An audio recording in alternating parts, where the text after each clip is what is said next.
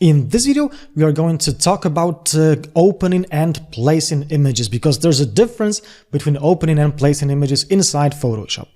This video is brought to you by Adobe Academy.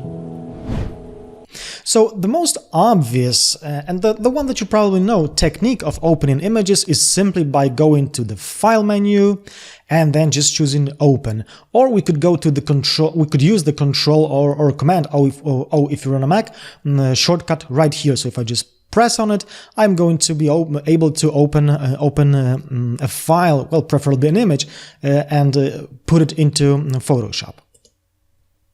But what if we are the kind of designers who are lazy, but at the same time like some really not too commonly known tricks, and we want to impress someone with them from time to time? So let's say that we are that kind of designers.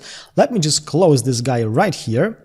So let's say that we want to quickly open an image and we don't have any image open right here. You can see that my document window is clean. So in order to quickly open an image when we have no image open, so that we have a situation right like this one right now, I am simply going to double click anywhere in this clean document window. So if I now just double click on it, I can navigate to my folder where I keep my images, and I can simply open it like that. So, but this trick works only if you have no document, no image open, that when your document window is clean, like so.